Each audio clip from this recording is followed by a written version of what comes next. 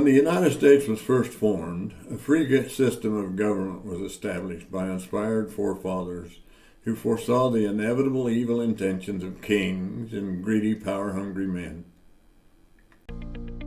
In 1913, the richest people in the United States, and probably the world, secretly met at Jekyll Island, Georgia, and devised the Federal Reserve Act. The U.S. presidential election was manipulated by diluting votes to a third party, and Woodrow Wilson was elected. He signed the act into law, and then declared that control of the nation was in the hands of a few rich oligarchs, and there was nothing Americans could do about it. Suffering from the Depression of 1929 to 1935, President Franklin D. Roosevelt made a new deal to borrow from the oligarchs to save the nation's economy in exchange for an income tax on the citizens to pay the debt. There was no income tax withholding in the U.S. before 1935, the beginning of constitutional rights being sold for money. The system of credit was established, and debt became the new norm. After World War II, the nation became pacified in their comfortable economy, and constitutional rights were ignored. In 1971, Nixon removed gold as the backing for the U.S. dollar, making U.S. money backed only by a printing press that was controlled by the oligarchs. The people were becoming oppressed by IRS collection practices. The Constitution was pulled back to the front by bold and free-thinking citizens. Today, the national debt is a joke. There is no way for it to be paid by taxing the citizens.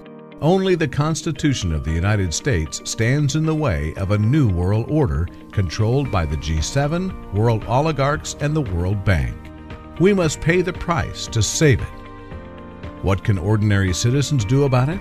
I'm Mike Pickett. I do these podcasts to show all who will pay attention how any ordinary citizen can stand against tyrannical government and avoid financial strangulation, using only what he has, even if he doesn't have much. It's my intention to encourage by information and example what can be done in the law, science, or finance by ordinary citizens to retain their God-given rights. I've had several opportunities in my life to be made rich, but I've rejected some of them because of a determination to never be bought by compromising principles for money. Some would say nothing has been or can be gained by resistance to oppression, but they've not understood the greater reward for patriotic and caring service to fellow men. Any citizen can do something. It will try anyone who resists, but it's very rewarding and not that hard with a measure of courage, determination, and commitment.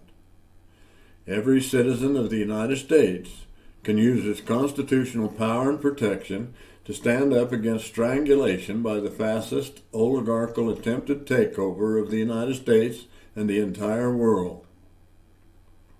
It is an emergency, but not one to be fixed by a tyrannical executive branch of the United States government, or by a president who ignores the law and the Constitution. Knowledge dispels fear. Become aware of the enemy and grow bold and fearless in defense of freedom. In the New Testament it said, quote, God hath not given us the spirit of fear, but of power and of love and of a sound mind. That's in 2 Timothy chapter 1, verse 7. In the pandemic crisis of 2020 and beyond, the frustrations of the American people are magnified by deep feelings of helplessness. Such helplessness stems from the lack of knowledge, understanding, and the ability to freely exercise citizens' rights and responsibility.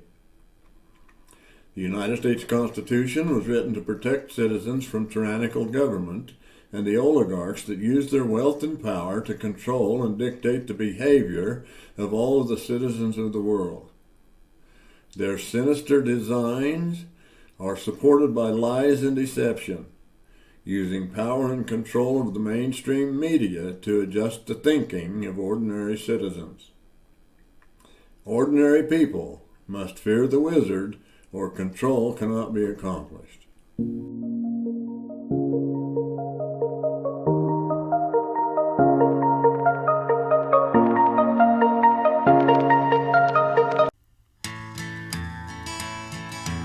listen to the wind in the junipers and the tales of the shifting, whispering sands. Wild horses on the run into the setting sun and the smell of the leather in his hand.